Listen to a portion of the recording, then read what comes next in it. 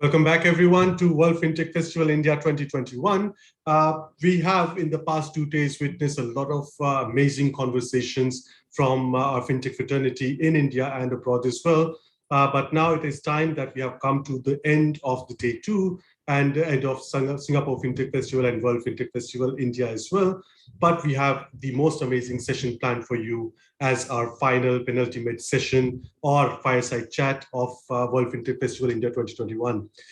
Now, the path of a firm from a small startup to a unicorn preparing for an initial public offering is plagued with traps and landmines. To scale a business, one must do more than just increase distribution and income. Scale requires a long-term vision that includes developing a plan to meet anticipated milestones, employing and managing the proper individuals, raising funding to enable expansion, and implementing simple yet effective processes and technology. Scaling necessitates that the founders and the leadership team understands the various elements of the scale jigsaw as well as the components of organization building. What should be your next step in your effort to build and become the next unicorn? Let's find that out from the mouth of the two unicorns of Indian fintech ecosystem.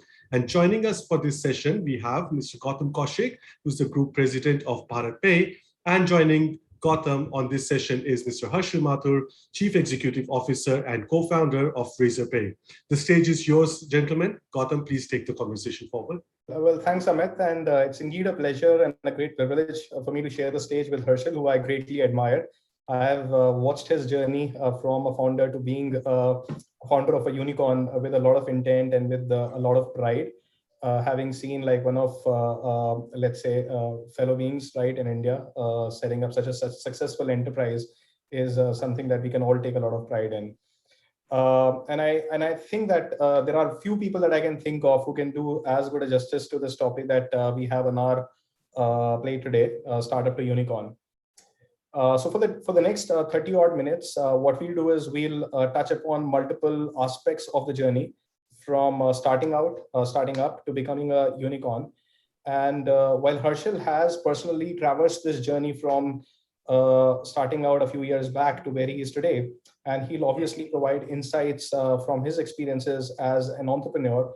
What I would also request him and implore him is to, given his deep understanding of the whole startup, the experiences being part of this community, and also touch upon some of the more generic and often misunderstood or otherwise largely like well understood themes and views which are shared in the community. So as anyone who's starting or starting out or is deeming to start out with this journey has this ambition of someday being a founder of a unicorn. And what we have seen over the years is that entrepreneurship, which used to be a reserve for bold few, is now becoming mainstream, right? We are seeing a lot many more people who are actually gathering the courage and finding the means to be able to fuel their ambitions. And it's something that is partly driven by a lot of success stories that we have today, which they all take pride in and which they all take inspiration from.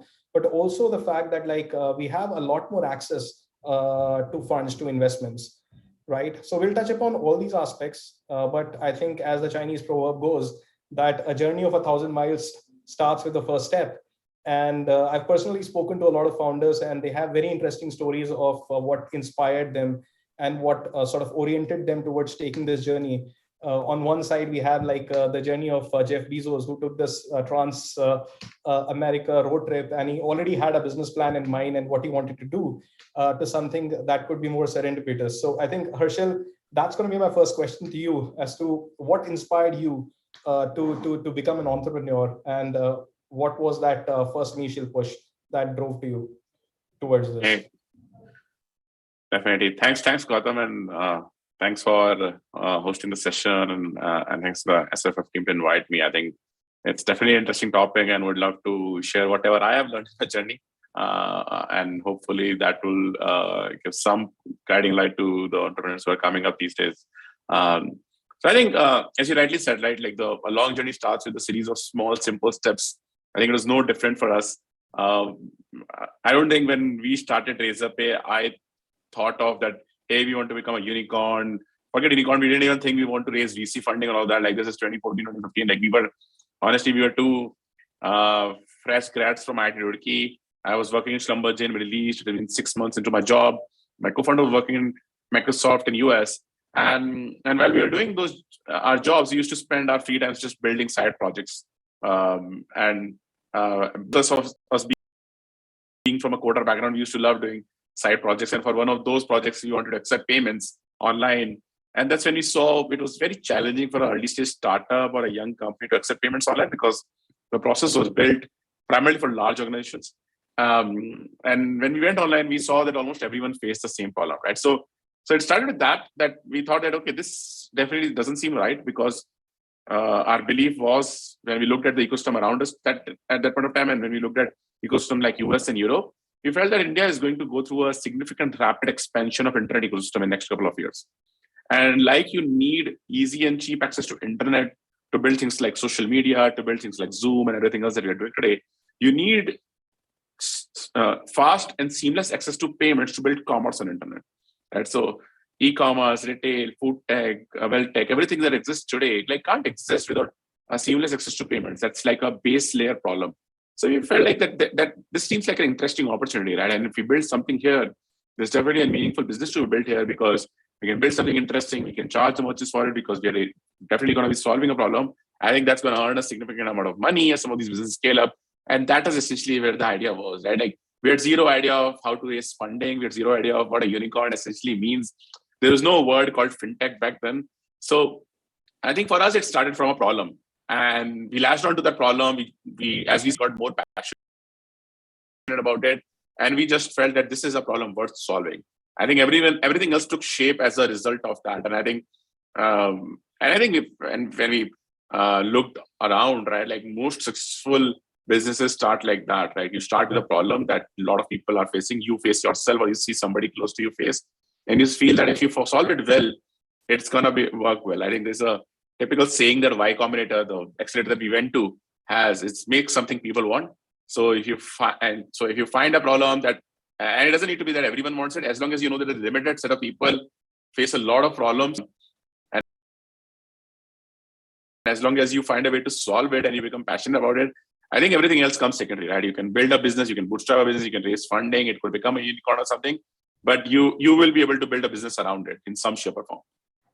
No, absolutely. And I think if you look at it, Harshil, this is potentially how we started out as well at BharatPe, right? I think the problem that you faced was more related to online payments. I think the problem that Bhavik and Ashneer and Shashwat were facing at that point in time were offline payments, right? So, and it's the passion that you have towards creating solutions for the problem that you are personally facing, or like you have people that you know are facing that you want to actually create a solution for them. You also mentioned that it's important to create something that people want, right? And essentially that takes us to the next step in the journey of a startup, right? Which is to be able to figure out what's that product market fit, right? Have you created something that people would want? Have you created something that is going to stand out, right, in the offerings which are there in the marketplace? And it's always the objective, right, to get that done early and not to spend a lot in tuition, right, in terms of trying to achieve that, right? So that's the first objective of any startup. And what, according to you, are the first signs where you, as a founder, believe that you've been able to figure out that product market fit, and your hypothesis that you had has been validated, and a business can be built on top? Because, as you said, no one starts by thinking, okay, I have this business to build, right? You start out by thinking, okay, there's this problem that needs to be solved, and maybe it's going to lead into a business that eventually would make money, right? So I just wanted to understand from you, as your drawing from your experiences as a founder, what are the early signs of identifying and validating that hypothesis? Yeah, so very interesting question.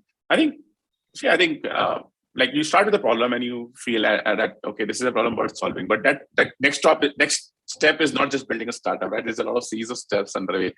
I think and I think like this is very common saying that you can fight everything, you can't fight the market, right? So you need to know that the market needs that problem, right? Like so I'll go back to our journey, and we felt that online payments is a big problem and that we are facing it. So the first step we took was went online and talk to people, right?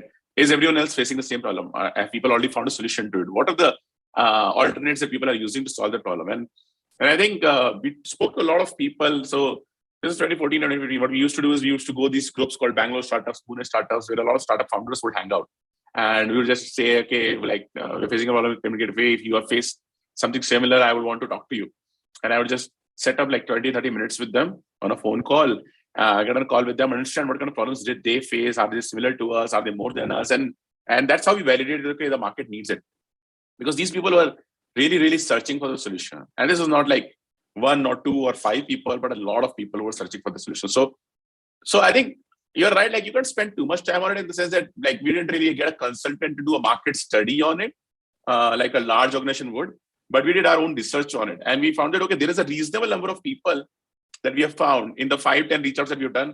We found a reasonable number of people who are really, really affected by this problem, who are really looking for a solution. And we asked them like, hey, if we build something around this and we come to you, would you want to take it? And they were like, yes, hell yeah, we would love to. Right? And that was the only validation we needed, right?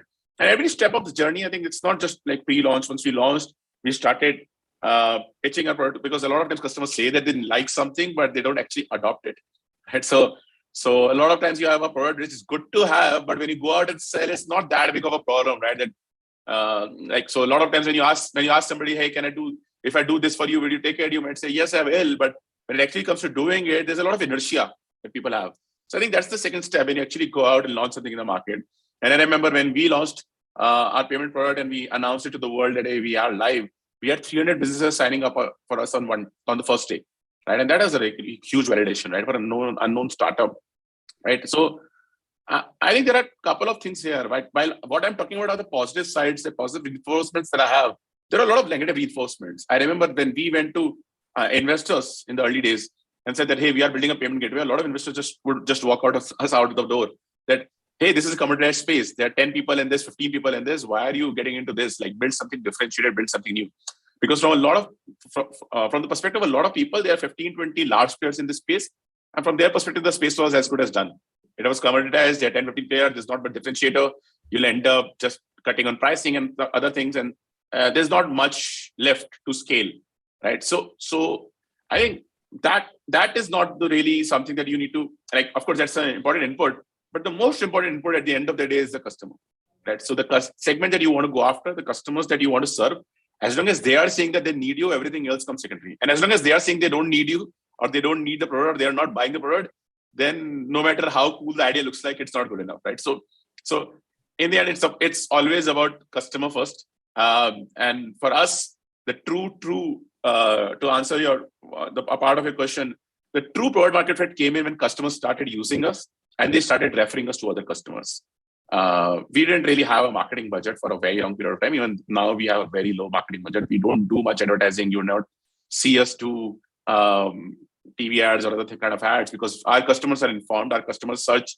If somebody needs a payment gateway, to go online and search and they talk to people. And our biggest sign up today still happens through referrals, where people who are using our product, who love our product, talk to other founders and say, hey, you want payments, talk to Razorpay. You want this, talk to Razorpay. And when that started happening in the early days, so going back to that story, as I said, like I was used to post on Bangalore startups, Pune startups, that we are building this. And what started happening after a point of time, within 2-3 months, is then when somebody else would post that, hey, I need a payment gateway, other people within that group who we were helping would start saying, try Razorpay, talk to Harshil, try Razorpay. And that was like the biggest proof point when customers start referring you that they really, really love your service. Today, that's quantified in form of NPS and other metrics, but at that point of time, it was just pure organic referrals coming our way. And that was just the basic proof of the pudding that what we are building really works. No, absolutely. I think nothing is as strong as a validation from the customer, right? Which means that the business that you are planning to start out has great foundations to begin with. Hand in hand, like I think you touched upon that in the response that you were giving, is you started approaching investors, right? And you were trying to see if like they would be interested in funding your startup. So I think many a times there is this conundrum, right? Whether you want to achieve a product market fit, have a certain validation from the customer, and then go and talk to the investors, or do you want to like articulate the problem and seek funds towards building the solution that would then get pitched to the customer? What in your view is the right approach? Yeah, so I think See, first of all, there's no one answer, right? But a rule of thumb for me is that take investment as late as you can. Take as low of investment and as late as you can, because the organic scale up, there's nothing that matches the organic scale up of a startup. There's nothing that matches getting organic traction for a startup, right? So yes, after you raise funding, you can spend marketing, you can build up a team, and you can do a lot more things. But if you can delay that journey and if you can get organic traction, nothing beats that, right? So, but that answer doesn't apply to everyone, right? So if you're building a startup that requires a lot of upfront investment, then you don't have that choice. You have to raise funding on day one. We are seeing a lot of models that are coming up these days are very, very ambitious, right?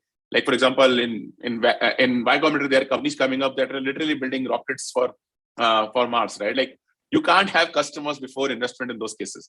So not to go that extreme, but even in India, like there are people building products or services that require traction before revenue comes in, and sometimes you have to have money for that.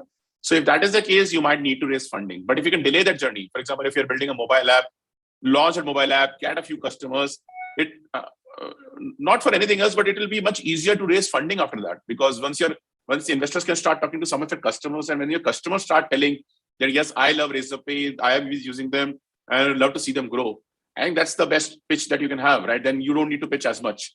Versus when the longer you are far away from that journey, the more time they need to spend with you, the more time you need to convince them of your vision, the more doubts they will have.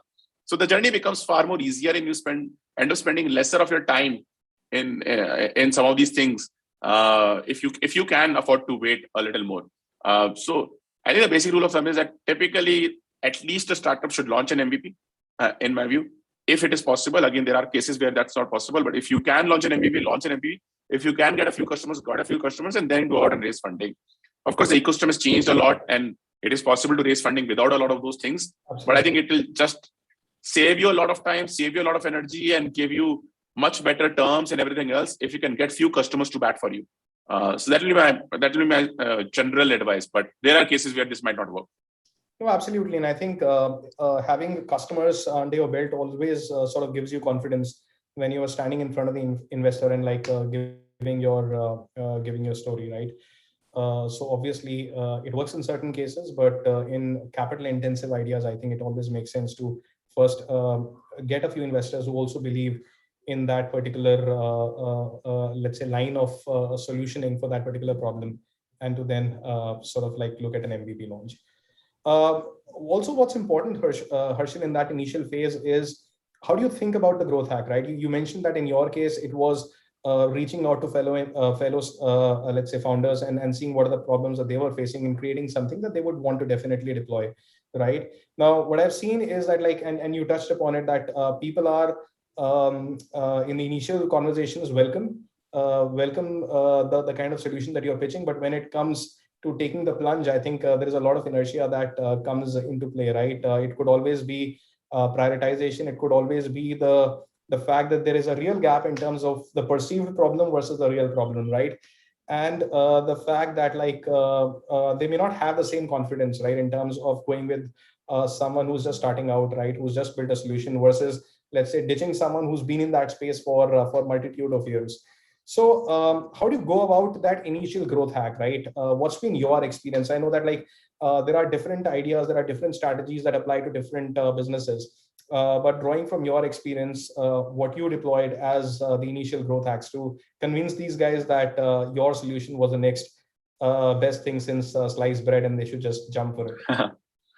Yeah. No, I think there's no easy answer to it, right? And that is the hardest part that you struggle with when you start building a company, right? Like getting that early traction, getting that few customers to start using you, and then start getting that ball rolling. And it's a chicken and egg problem at times. It's even harder for if you're, let's say, building a marketplace where you need to convince two sides of a platform to start using you and stuff, right? So I've seen a lot of those journeys. I think for Razorpay, we tried multiple things, right? Like very few people know this, right? When we started Razorpay, our simple idea was, let's go to schools and colleges and convince them to use our payment gateway, because this is 2014, when most education institutes didn't used to accept online payments. So we said, hey, we can convince a few education institutes. They have huge volumes. We could earn a decent enough revenue there, and we could scale on top of that, right?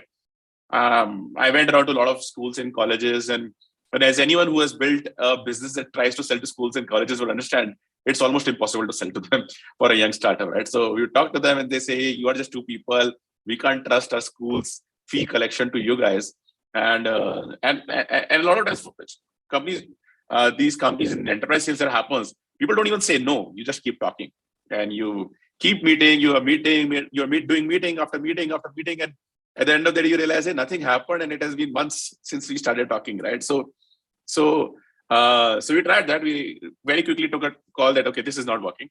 Then we started approaching startups. Parallelly, we were approaching our startups through these channels. We're doing a lot of other things. We were used to work out of a co-working space. So we started pitching in person to some of these people who were working in that co-working space, who were building on those other startups, and say, hey, why don't you guys try our payment gateway, right? And few of them we were able to convince, because these were like literally small companies sitting next to us. So we started getting some of those customers. We started going to events, startup events, and convincing people that, hey, if you have problem with payments, you should try, give us a shot. And yeah, of course, no rejections and no's are part of an entrepreneur's life. That never goes away at any point of time, right? So you have no from clients, you would have no from investors, you would have no from employees. You would have to hear no a lot of times in your life. What you're looking out for is those few yeses that can get you to the next step, right? So you pitched to a lot of these folks.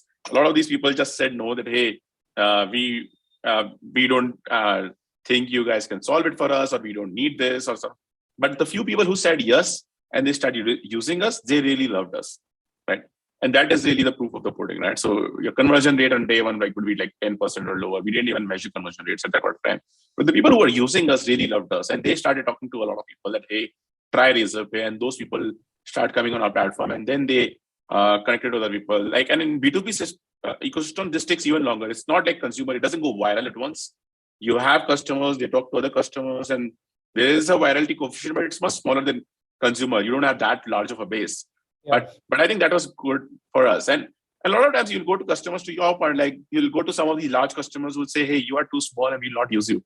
And that is all right. You have to find the segment that fits you. And for us, that segment was the mid-tier segment. The very, very small segment was very hard for us to reach, because we couldn't find where to reach them. If you're just starting a startup, you're not even on social media, you're nowhere. So it's very hard for me to reach out to them. The very large guys, we talked to a couple of those. I remember we spoke to Flipkart in very early days, and they said, hey, what your guys are saying is really good, but we can't use you guys. We need you to have a significant scale. We need to have a lot more features. And they were right from their perspective. And we worked out, we realized this is not a segment that's going to use us right now. And even if it does, it's not a segment we can scale on. The mid segment is where we scale the most, which were early stage startups which just got off the ground and are struggling with payments, which need really good service, need really good integration. And when we started approaching those are the kind of people who work best for us, because there the connection was with the founder. As a founder, I could pitch to the founder. I could really tell them how we are going to do it very differently. And we started getting that as a traction. And once that segment started growing, that's when we started diversifying. And today, of course, we serve companies right from Flipkart to Ola Cabs to companies in the very, very early days, just a startup founder working out of a garage as well.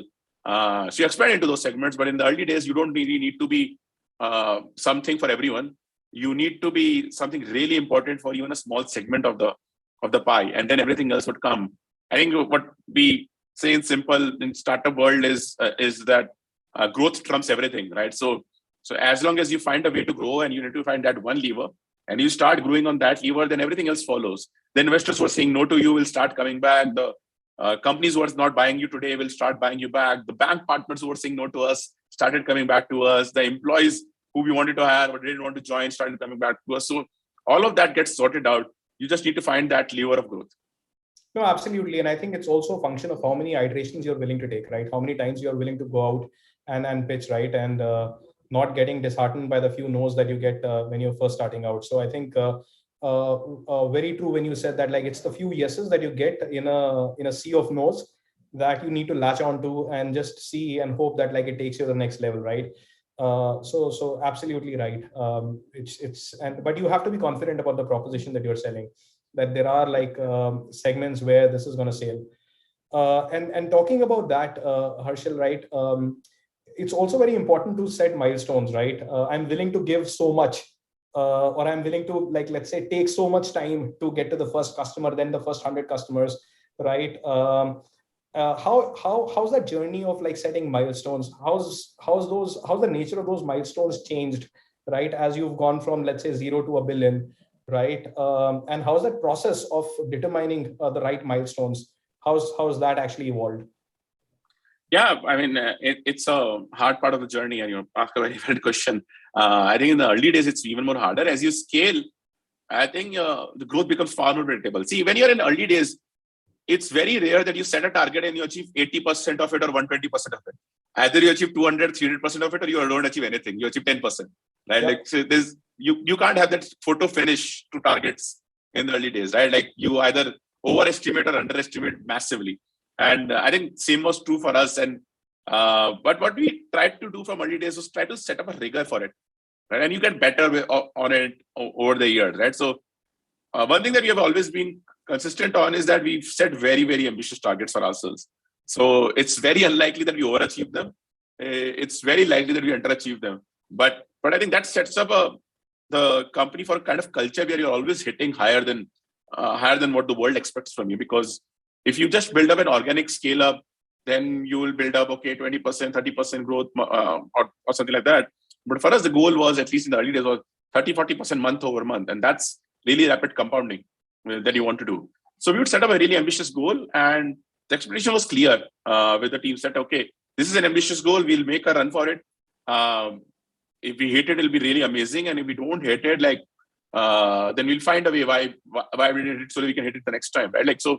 So it was not so much about, okay, if we don't hit it, people's incentives will be cut and all of those things. That was not really the idea. In the early days, it was more about it. Let's set up an ambitious goal that we enjoy, that seems meaningful, and let's make a run for it. And a lot of times it happened that we set up a goal. I remember we were at certain volume per month, and we set up a goal for just 2x of that in 6 months, and we grew by 10% in that 6 months, right? So we had really just underachieved it by a significant milestone. I remember the entire team was down and all of this, and everyone had put in a lot of effort, by the way, right? It was not for the lack of effort. Everyone had put in a lot of effort, but when you're trying to get things off the ground, you have a chance of colossal failure. In spite of best efforts, there is a chance that everything fails completely. And you have to have the maturity to understand that. What we really drew out of that, for example, that 6 months, is that the things that didn't work completely, and next 6 months, we changed our strategy completely. We focused on different segments. And this time, again, our goal was same, 2x. And this time we achieved 4x. We doubled our targets, right? So in the early days, it's fairly common that either you will overachieve your target significantly or underachieve your target significantly. But that's all right. Over time, I think we have become far better at it. And today, as we have hit a unicorn milestone and the scale which we are in payments, we are at that point where if we set up a goal, we either achieve 80% to 120% of it, right? Not 0 or 1, right? So it's 80 to 120%. But there are still projects that we undertake which are just getting off the ground, where we hit either 100% or more of it, or we don't achieve anything. For example, when we picked up neo-banking as an initiative, right? The goals were set like that, okay, either we'll overachieve it significantly or we'll underachieve it significantly. Today, we are building corporate credit cards right from scratch.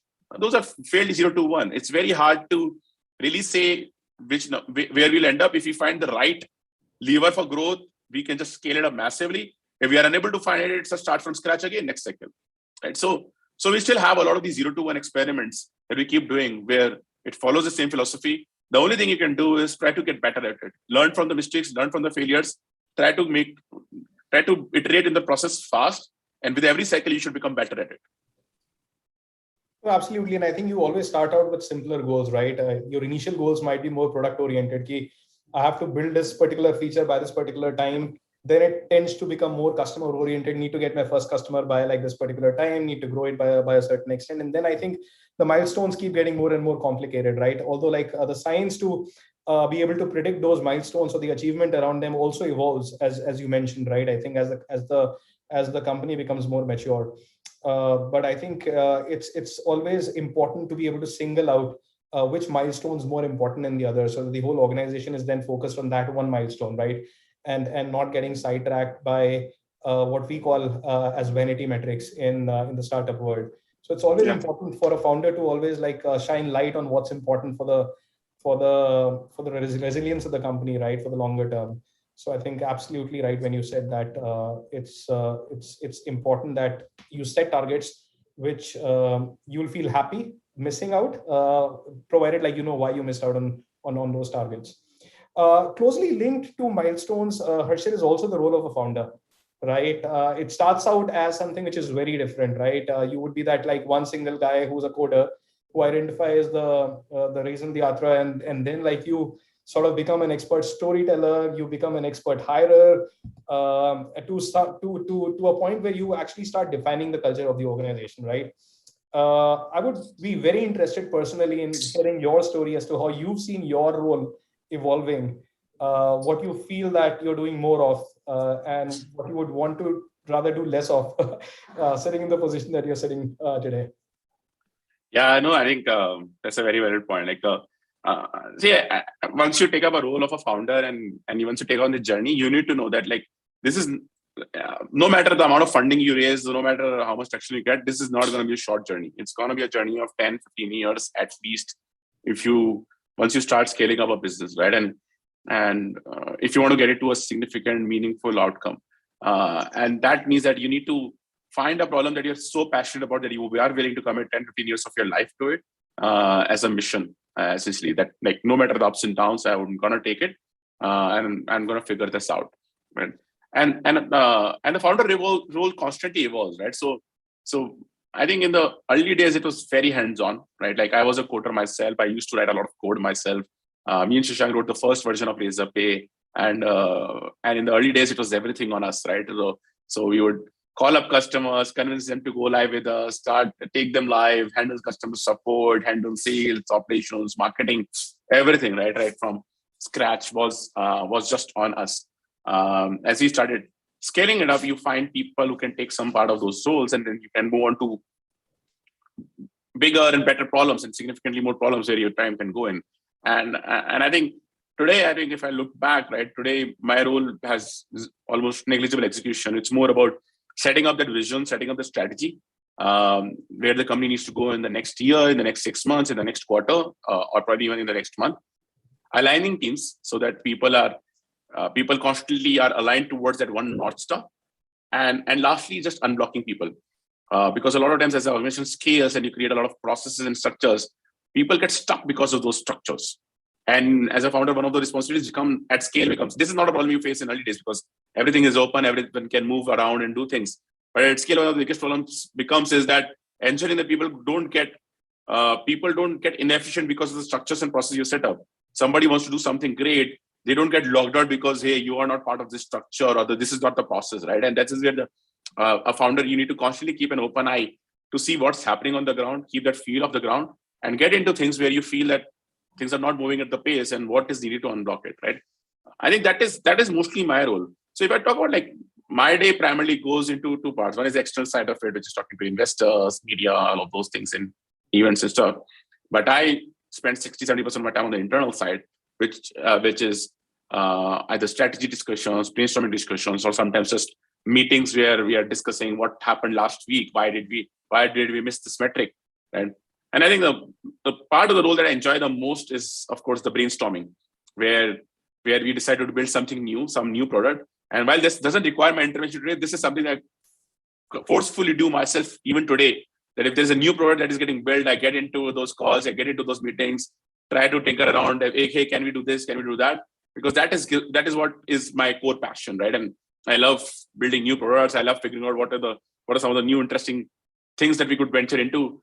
And I think this is particularly most important thing that I want to spend my time on because that is the one that I'm deeply passionate about. To answer the question about the part of roles that I don't enjoy as much is, of course, at scale. A lot of times you are doing like just meetings from morning to evening, and I think, especially in a work from home scenario, I think, of course, that is not something that I enjoy, and I think most people won't enjoy. I am a builder by heart. I am a builder by passion. So I enjoy meetings where we are brainstorming and figuring how to build something new. I really hate if I have to spend full day just going through meetings where we are talking about, okay, this is what happened last month, right? Okay, I mean, I love to look at those metrics and figure out where we need to intervene. but I just don't want to go through reporting meetings. So I keep calling out to my teams if there is a meeting where hey, can you just send this over to me on an email? I don't really need to attend this. No, absolutely. And I think if you were to ask me, right, one of the things that I find the most painful, but the most important is the talent alignment discussions, right? You just want to get them be done and over with, but I think they are what set the tone of the organization, right? If we had a magic wand which gets them done automatically. No, I think just to add to that, I think one of the biggest part, and I say this even internally, like my biggest role today is to be like a super HR or a super people manager, right? It's at scale, that is essentially what the founder roles comes out to. Because as long as your people, as long as you're hiring the best talent, as you're able to retain the best talent, and as long as you're able to give the right culture and the right structure to that best talent to perform, I mean, 90% of your job is done, right? Those resources and those people can figure out how to scale up your org and everything. You just need to find a way to give them the right kind of culture so that they can perform to the best of their potential. And so it ends up becoming primarily as you've seen, as you scale more and more, it will become more and more of a people manager role to ensure that the people in the org can perform to best of their efficiencies. No, absolutely. Absolutely, Harshil. And I think one of the things that we also look at when we are looking at, let's say, an early stage founder is to what extent is the guy self-aware, right? Or to what extent is a person self-aware in terms of what are the skills that he or she brings to the table, and what are the things that she or he will need to acquire, right? And I don't think a lot of importance is placed in terms of trying to figure out ways or mechanisms of learning those skills outside of the job, right? Like not many people make concerted efforts to, let's say, going through structured learning programs or mentorships, right? I've found that most of the founders tend to take the hard way out and toil through this problem and go through a phase of self-discovery and iteration. How important do you feel is structured learning and mentorship in the environment that we operate, right? Do you think that is something that can have a remarkable impact on how like we acquire skills? So I mean, structured learning has its own place. Honestly, I'm not the best person to comment on that because I haven't taken like an MBA course or something like that. But there is a place and importance to it in certain roles. For example, if you're building an AI startup and you don't know, or let's say you start a startup and suddenly it has to use AI in a meaningful way, which could become its differentiator. And if as a founder you don't know it, then there's definitely a lot of point to spending some of that time and acquiring some structured learning about AI as a segment before you start using it. Of course, you can hire people who can do that well, but if it's going to be a core competency, you need to understand it. Like just sitting on the outside is not enough. As a founder, you need to know what you're talking about. As a founder, you need to, and talking about it, if you're talking about it to your investors, your employees, your customers, you need to understand that deeply. That is something you can't outsource, right? So that makes sense. But most of the learning for founders happens on the job, I think. And the best way to learn that, and that has worked well for me, is getting feedback constantly. And that is something that's really hard, right? And for example, I remember when in my early performance discussions, I would ask my leaders, hey, what are some of the things I could do differently? What are some of the things I could do better? What are some feedback that you have for me? And people didn't really know what to say because because in the Indian culture and the structured environment that we grow up, you never give feedback to your superiors. You never give feedback to your teachers, right? Like, so for them, they just think that, okay, you are the boss, you are all doing well. This is what I could do well. So they'll be really, really critical on self-appraisals. But when you go into a conversation and ask them for feedback, it will never come out. So what I started doing is that I really started pushing it. And in the early days, I had to just squeeze it out of them that, okay, give me some feedback. And then feedback would come in very vague. Okay, can we do this better in ops? That's not a feedback for me. That's a feedback for the organization. What can I do as part of my role is something that doesn't come out very easily from people. So I had to take a lot of effort. And I think over time with most of my leaders, I've reached a point where when we do a review discussion, they come prepared with the feedback they have for me as much as I come prepared with the feedback I have from them. And that really, while that grows them, that also grows me over time, because nobody is perfect. We're all learning on the job, and that's the point of doing a startup, that we believe that nobody is really best at what they do, but we are willing to grow and we are willing to learn. So when you start building that kind of relationship, I think that leads to the best kind of learning, because today we have senior leaders who come from a wide variety of experiences. We have They've worked with a lot of great leaders themselves. They've worked with a lot of great teams. And when they give feedback, okay, this is something you could do differently. This is something that you could think more about. I think that leads to the best kind of learning for me. It is hard and you have to make a lot of conscious effort to it. But once you start getting there, I think that leads to the best form of learning over time. Absolutely. And thanks for that perspective. I think 360-degree feedback, as it is actually employed in the West, definitely works in terms of helping you grow as a professional. So I didn't realize that we have only 3 minutes left. As they say, time flies when you're having fun. It seems that I had a list of questions that I wanted to ask, but what I'll do is I'll get to the billion-dollar question, Harshil, and then I think we can look to close it, unless there are questions from the audience. So one of the most important things, and I think it's being talked about a lot in the startup ecosystem now, given that funding is relatively easier to sort of find, is what kind of investors you want to actually have on your cap table. Now, I don't know if that's a choice that first-time founders have, or is it something which is only restricted to people who have had, let's say, who are serial entrepreneurs? But I would want to actually get your view in terms of what is it that you would want to seek as a founder in the investors that you would want to have on the cap table. Yeah. So I think I'll break it into two parts. First is that I think you should always, and that's what I said, when I talked about raising funding, you should always raise funding when there's more funding available than what you're seeking after, because that's when you have this choice. If you don't have this choice, the next part of the discussion wouldn't even make sense, because you have to do whatever it is required for your company to survive. So if you need funding and there's few people offering you that funding, you have to take it from them. The second part doesn't apply. But if you have that choice, and in the current market, I think it's one of the best times to be a founder right now, because there is a lot of money available in the ecosystem. There's a lot more investors available. There are a lot more accelerator programs, seed stage investors, angel investors, and so many more.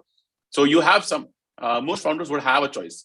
And when you have the choice, I think the most important thing is to find that vision alignment with the investor, right? Especially in early stage, the kind of investor you will take in the early days would be with you for a very long period of time. In the late stage, the role of investors reduces, because at that point of time, the company is well set, you're taking money and you might get some help in here and there, but you have a large team which can figure most things out. But in the early days, the investor helps a lot. If having the right investor can help you with hiring, can help you with sales, can help you with getting the right leaders, can help you do the next future fundraisers, can help you even motivate your team at a point.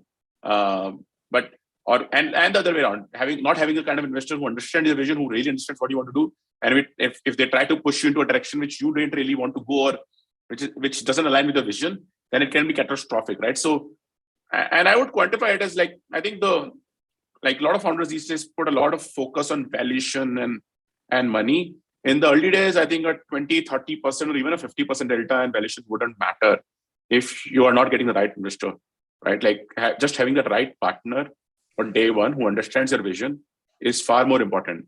And let's say we have taken those calls in some of our rounds where we had 2 or 3 term sheets, and we took a term sheet which was at a little lower valuation just because we felt that the investor understands our vision better and would be far more aligned to us. And we have never regretted it, right? Because the kind of value that such investors will create for your company will be far more. I know the kind of investors we took because of those decisions, the kind of effort that they have done for us in terms of hiring, in terms of scale, in terms of retention, nobody else could match it with, even with a 40% higher price.